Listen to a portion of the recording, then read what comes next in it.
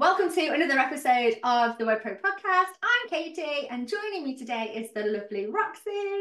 Hey everyone. Hey! So I know we need to just do a quick little update on the school nativity performances. I've done mine now. Have you not been to yours yet? Not going. Oh, has it happened? It's happened. I think it was last Wednesday, Thursday. It was the Christmas caroling in the church, and I decided against it because, like I said on the last episode, I can't see my daughter. We were squashed in like sardines in a tin. I'm all for festivities, but I just went against it. What about you? I know that last episode you were talking about going and crying, not crying. Did the cry? No tears. I held it together.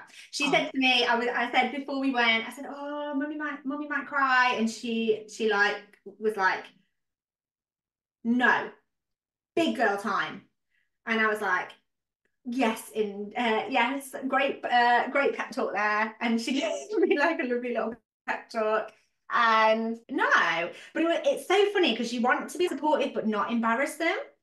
So at parts they were wanting the audience to join in, and she was looking at me, and I was like, I'm taking this as you definitely don't want me to embarrass you and join in, because even now she can't get away from me quick enough to go into school. My daughter's only 9, so she's like, "Bye, mum, off," and I'm like, "No, bye, I love you, yeah, whatever, bye." So she was looking at me, and I was like, "Do you want me to sing? Do you want me to dance?" I didn't know what to do. What am I allowed to do? I started on the ear of caution and not singing, dancing, and living my best life in the audience and embarrassing her. And then, of course, it was the wrong thing. Always the wrong thing. She was like, "You were supposed to sing on that one." And I was like, "Well, I didn't know." But whatever I would have done would have been wrong. But she had a nice time. We went and had a little treat and a bit of girl time afterwards. Do you love a bit of girl time? We did some ice skating as well last weekend, which was quite cool. I managed to stay upright. I was so nervous about ice skating because usually I would take someone with me and they'd be like an extra pair of hands. Yeah. So like there'd be a couple of us navigating the children, but it was just me.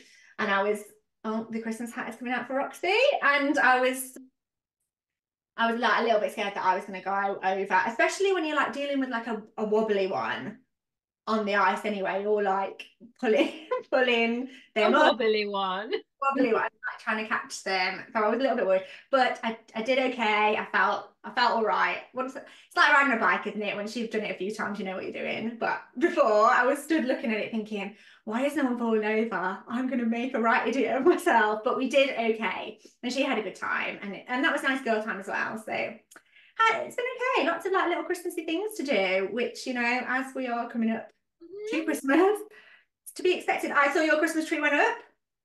Jingle bell, jingle bell, jingle bell. Yes, the tree is up. The garland is on the fireplace. I've even got decorations in my garden, which I just love seeing all the lights twinkle. I am wearing the Christmas hat right now. I did say on last episode that I would be singing a bit of a Christmas song, so there you go, there it was. I just feel sorry for everyone listening at this podcast in summer because they've only just discovered us. And if you are listening to this real time, I've just taken a little sneaky snap of my Christmas hat. No one gives Katie the memo before these things happen, but I actually do have a Christmas hat. Maybe we need to pause this episode. Pause the episode and go and get it. And we are back, and Katie's now got her Christmas hat on, so you'll see that on our socials. Hey! You look like a little gnome. Like a little gnome. Thanks. That's really encouraging. When we do our coaching call for the end of year for our like coaching students, we were like, bring something Christmassy. I will now not be bringing this. I will need to find something. You actually, and this is the last thing before we deep dive into this episode, but so in our group coaching program, we have got a WhatsApp pod, and Katie was just like in there, oh, on the next call before Christmas, make sure bring something festive, wear something festive if you've got it, and that opened a can of worms because half of us, and me included, were like, don't own anything like Christmas jumper wise, but I can wear my hat. Well, I was gonna, but now not so much. Now hashtag Katie Gnome. We will see. Right, let's jump in. So today's topic that we want to dive into is all about conducting that year-end review for your wedding business. And As we approach the end of another amazing year, it's really crucial as business owners that we reflect on what's worked, what didn't work, and just set that stage for an even more successful year next year. Absolutely. And this is something that we love to do in our business. But first, let's have a little chat about what a year-end review is and why it is actually so important as wedding business owners and small business owners actually to do them. So yeah, reflecting on that past year just allows you to celebrate your wins, learn from any challenges that you've had inside your business. And what it really helps you to do is just enables you to make informed decisions for the future. It's like a little roadmap, isn't it, for improvement, growth, seeing where you've come, seeing where is left to go. Are you still aligned with the overall vision and purpose of your business? Are you heading on that path? Because I think sometimes we can get just head down into the nitty-gritty of the business. We don't tend to look up that much. And it's really good at key points throughout the year, not just at an end of year review, but throughout the year, to just stop, pause, and see whether we're on track for things here. And also to learn, what's not gone so well, how could we improve that? How could we learn from that challenge in order to help you next year inside your business as well? And I think this last year, hopefully, if we have been able to teach you anything, is that strategy is really important. So this is the next step after the strategy. It is now the strategy is done. It's now time to look back, if you haven't done already, to see how things went. We are testing, we are measuring all of the time, and having a look back over the last year and doing a bit of a review, it can be really eye-opening to what worked, what didn't work, exactly what you just said there, Kate. So where should wedding business owners start when conducting their year-end review? I think firstly, it's really important to just take account of the finances. So many wedding professionals don't look at their numbers often enough. So especially when we're coming up to year end, assessing your income, expenses, and working out your overall profitability, identifying, areas such as where are you most profitable and areas where you could potentially cut costs inside your business. Business is about staying in business and ensuring that you've got healthy foundations inside your business to succeed. We say it really often enough, you should be on top of the numbers, you should be looking at the numbers inside your business, otherwise you don't have a business. So deep dive into the finances first and foremost, really look at that financial health of your business. Are you on track? Do you need to make some changes to some things to increase some profitability somewhere? And this is something that we have been focusing on in our business over the last year. I mean, it was something we did prior to that, but this year we have been getting really intentional with our money, just checking, just looking in the bank daily, getting comfortable. I have not always been so comfortable when it comes to money things. Probably just comes from, how I grew up and the beliefs around money there. But getting really comfortable with checking that bank and actually consider, is it time to start opening like a business savings account if you haven't done already? These things are really important, but getting comfortable with that money and considering your financial health of your business is mega crucial. Another thing that's also really vital is client satisfaction.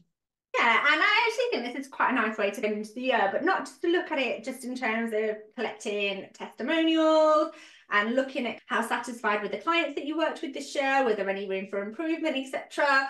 But also like in terms of a really good asset for the future for your business. You should already be collecting feedback from your clients, whether that is reviews, surveys, whether you're having questionnaires sent out, however it is. Happy clients are your best marketing tool going forward. So just ensuring that you're nurturing the positive experiences and really reviewing, is there ways that we can improve this? What are your couples telling you? Give them more of what they are loving.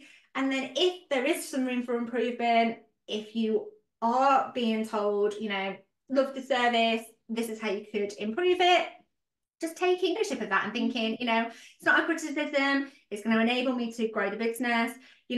We can get quite attached and quite defensive about our work and defensive about, the services that we do and the job that we do.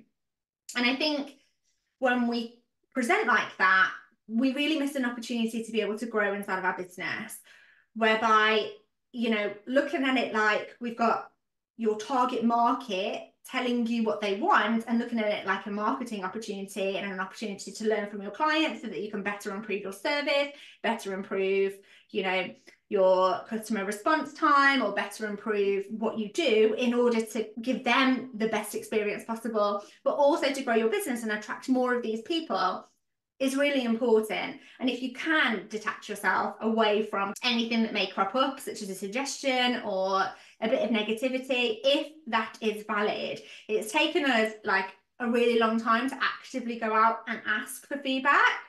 It did in our first business for a little while. And then, you know, I'm happy to hold my hands up and say in this business as well, like at the beginning, really attached to the community that we serve, and really attached to wanting to do an amazing job and really believing that I do an amazing job, and, you know, coming up with products and ideas that I really feel would help the wedding industry and help the wedding industry to make more bookings and more money. And even though I've had a business before, multiple businesses before, I still had to have that chat with myself about being able to be detached from constructive criticism or constructive ideas and advice. And, you know, just having that open-mindedness to learn from your clients in order for you to be able to create a better experience. So we actively ask feedback from our events, from the courses that we put on, from the products that we put out there, even on our podcast. And we try to look at it, don't we? And we do look at it through a neutral space, whereby we're taking this as a constructive criticism. How can we improve on the things that are coming in, rather than just thinking, no, I'm putting my fingers in my ears and I'm doing it the way I want to do it because this is my baby and I, you know, and I'm right. And I think it's just something to think about if you're somebody that really shies away from any suggestions working forward in your business, that it's just an area vastly that we can improve on. And I get it, you know, detaching yourself from that is a little bit of a hurdle that probably most of us at some point had to get over, or have still got to get over. We put everything into our businesses. You know, creating amazing weddings for couples, it's an emotional thing to do. But when it comes to the businessy side of things, it is really important to take yourself away from that, the emotion. And this is something, as you said, you know, we've had to do, and it can be difficult, but once you get past that, it enables you to create and move your business forward in a way that you can't do it if you don't take the emotion away from it, because it's not about you. It's about having a successful business that is providing the products or services that your ideal client wants. So to get that feedback from them it is priceless. For sure. Like, and I think that's really just hitting the nail on the head there. Like, to get these ideas, and you know, this is telling you what your clients are valuing. So if they're putting things in, you know, and telling you, you know, we want more of this or less of that, this really helps you in your marketing copy, not just for you to provide better services, but also on how you can sell these services going forward as well. So it's something not to shy away from. It's something, you know, lean into it. You know, lean into it. The sooner you can get on board with it, the quicker you'll start to see the results from doing that.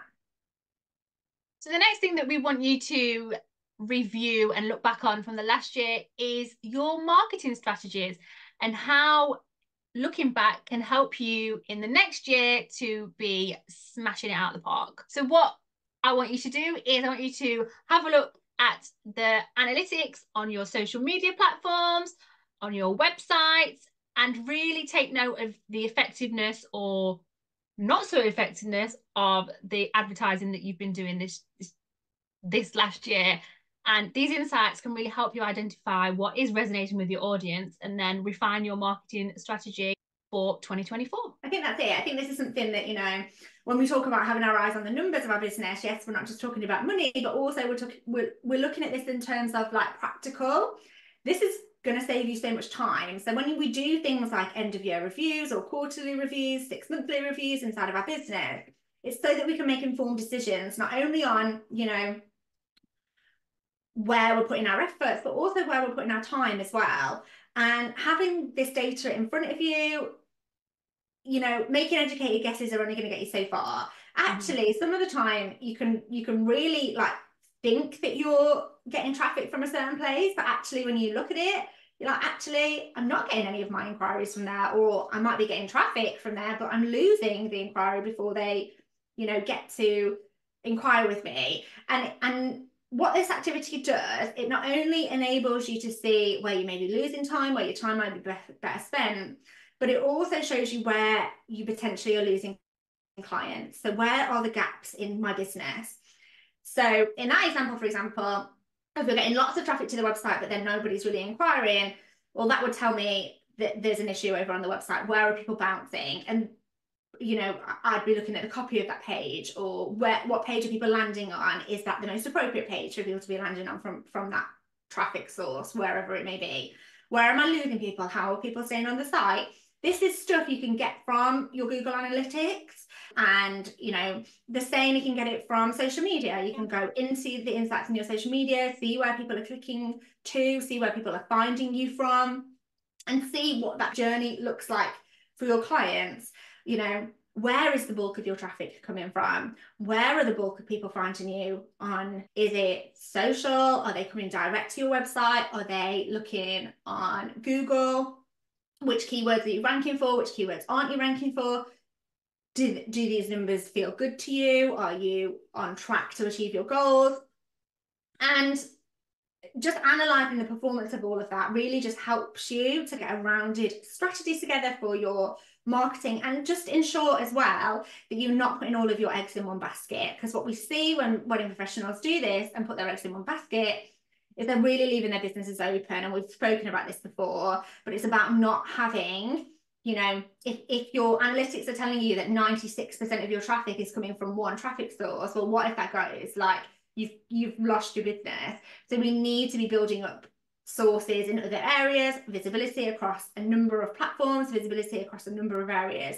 And that's just about having a solid digital marketing strategy in 2023 going into 2024. It's not a case now of like just being able to rely on having an Instagram account. It's not good enough anymore. Like, we need to have more strings to our bow. And the thing is, we all put so much into our businesses. You are more than likely, you know, set up your socials yourself, you're posting yourselves, you've created your websites, if you're doing email marketing, you've probably sorted all that out yourself. So you are doing all these things, and being able to look at the insights and the analytics, like, it's there for a reason. It is there to make sure that everything that you're doing is being as effective as it can be. And if you can see things that aren't as they should be, it means you can do something about them, instead of just, and I'm going to say it, throwing spaghetti at a wall and hoping it sticks. Roxy's favourite phrase. I think that is true. And that could be like pausing to think, right, okay, in 2024, I want to really figure out what's going on in my emails. Why aren't people opening my emails? Or it could just be about getting somebody in and casting their eye over, you know, why am I losing people on my website? You know, what's going on with my emails? We quite often come in on like a power hour with our wedding businesses, and look at one element of their business. Or we will conduct like a questionnaire that really helps us to pinpoint where we might be losing people in the journey, or what the issues could potentially be, and then enable us to come up with a plan on how we can solve that. But if you aren't looking at this stuff, you don't know where to begin. It can be a case of, oh, okay, well, I'm not getting as many inquiries as I normally would, or this that I was doing last year isn't working as well as it usually would. Looking at insights, tracking things, looking at what's going on is really just going to help you pinpoint where to spend your time next year. And we're all about like effectiveness, aren't we? And right, let's streamline, let's concentrate on the things that we know are going to work. Let's concentrate on a strategy, because we're all time poor. We've all got lots of things going on. And really, one of the major like themes of today's episode is just going to be about ensuring that you're putting your time and your skills in the places that are going to yield you the best results. And talking about skills, this year I have put a lot into my professional and personal development. And this is something that I want you to all reflect on over the last 12 months. How has that been for you? For me personally, I have been putting a lot more into self-care, but on a professional level, we have signed up to our own coaching program. So we have our own business coach. In fact, we've had more than one this year. And this has really had a amazing impact on our business. So it's just about looking at over the last year, how have you grown as a person into your business? We invested in a number of coaches this year. Like we invested into like a high level coaching program. And really this is about what are you doing inside your business to kind of for your professional development and making that experience better for your clients and your couples going forward. Any skills that you may have required, any industry trends that you might have adapted to, and any areas where you may feel like you want to invest in future growth inside your business. Like having a self-assessment is crucial for you to stay relevant and innovative in the wedding industry and for you to know where to push yourself and where, you know, to be held accountable. And one of the reasons why we have coaches is to be held accountable, to know, you know, we can get caught up a lot of the time serving our clients inside of our businesses. And I know that inside the wedding industry, a lot of you are telling us that you do the same. So having that, knowing that next year you really need to focus on accountability could be something that you could have a goal around, or, you know, taking a moment to reflect on any professional development you've done, any skills you've learned, any courses you've done, any growth that you've made in that area is just really important, because this is going to help you reflect on that experience that you're bringing to your couples as well.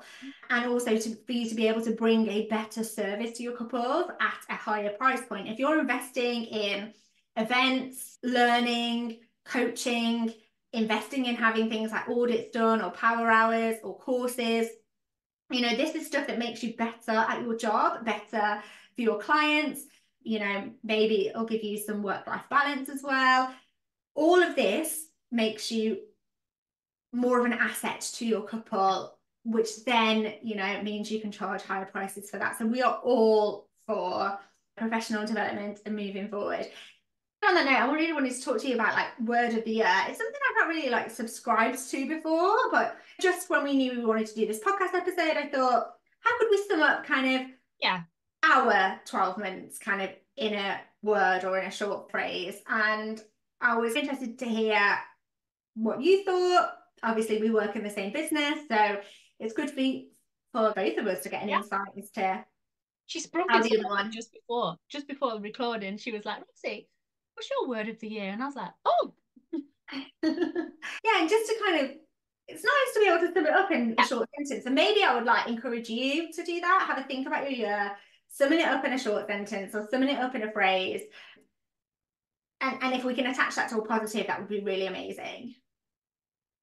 So on that note, what is your word of the year, Katie? I think mine this year is 2 words, and it's level up.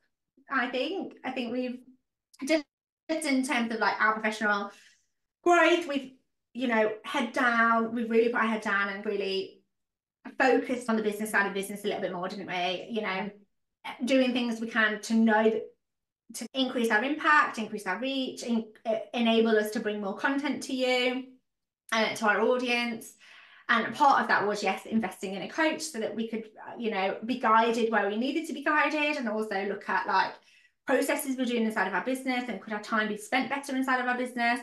And I think just across the board, even in terms of, you know, having ideas and feeling confident that we're launching in the right way, or having ideas and then getting them to fruition within sort of a week while we were in Spain on holiday, like, well, on a work trip / holiday. We were there to see a client, but we were like, okay, while we're here, let's get our head down, let's record like this program, let's write a new program.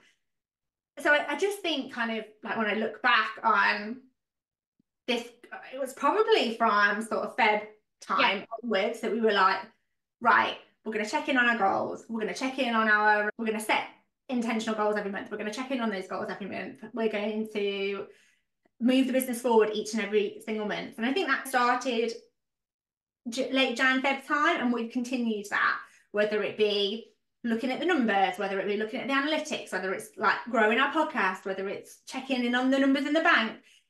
We've just leveled up And it's not even about taking 10 levels up, even just taking that one step across the board. We know that we're in a better position at the end of this year than we were last year in terms of our business kind of sustainability and strength and all of that. And that's not to say we didn't have a sustainable business before, but I just know we're in a much better position. We already know what we're achieving for next year. We already feel like, exactly like I say, like level up. We're looking at things now like we're a bigger company and like making decisions in different areas of departments that other companies would make, and planning for the future like bigger companies would do. And yeah, I think it just has to be level up, because I think just across the board, like whether it's growing the podcast or checking in on the numbers or WedCon, it's just leveled up in the programs that we're delivering, the coaching that we're doing personally, and the coaching that we're delivering. We've leveled up.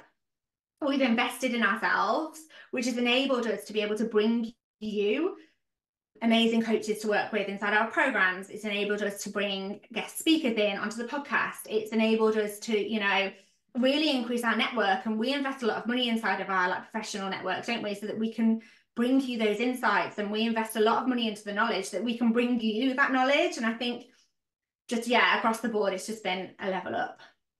Well, I like that. And actually, my word of the year fits in really, really nicely with your phrase of the year, because my word of the year would be intentional. I feel like this year we have been so intentional with everything that we wanted to do. Like the plans we've made, exactly like you said, the strategy that we've put together, the creating of the coaching program, that we pulled that together in a crazy short space of time. And that's because we got intentional. We saw what we wanted to do and we got to it. We got our heads down, and we have grafted this year, and I am really proud of us. I'm really proud of you. I love being intentional, and on a personal level, I feel like I've got a lot more intentional with everything, like self-care. The fact that at the beginning of this year, I have dyslexia and I struggle with writing more than reading, and like spelling is like really hard for me, but I really wanted to try and improve that. And yes, it's not perfect, but at the start of the year I thought, okay, and it was you that said this actually, Katie, like, why don't you try reading to see whether that helps? And I set myself a little secret challenge to read 12 books this year, one book a month, and I think I'm on book number 20. That's and amazing. like, and I just sit there and I read, and I don't know if it helps, but I like it. But yeah, so I just got intentional with that. And the more intentional you are, the more shit that gets done. That is all I'm saying. No, I think that's really good. And I think it does really fit in, because I think it's that case of knowing like small improvements can really do add up, and there's no quick route to success. There's no quick path. And you know, this is our 5th year in business, in this business, isn't it? And like our 14th, 15th year being self-employed and running businesses, etc. And there are still things to do, and still things to learn, and still things to try. And that's not just things on like a level such as marketing, that, you know, sometimes we can feel marketing changes every single week, like what we're meant to be doing over on that, but actual things that have been around for the test of time that we're still only discovering. And I love that, because it helps me to grow as a person, it helps me to be better, and it helps me to coach our clients better and be better for our clients as well. And that's why, I mean, we used to spend a lot of time professional development in the bridal shop when I was like your boss, and I would talk about professional development all night and we would sit and do a year review like this, and we would sit and say, right, where does Roxy want to be next year? How are we going to make that happen, Roxy? What do you want to do?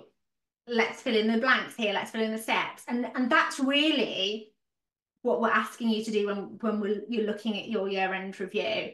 Where do you want to be next year? Looking back over everything you've done, looking at what answers it's giving you, looking at what insights it's giving you. And then really this is about you being able to build that stronger foundation for the future for yourself inside your business. Our final tip for today, as we embark on this year-end review, is don't forget to celebrate your successes.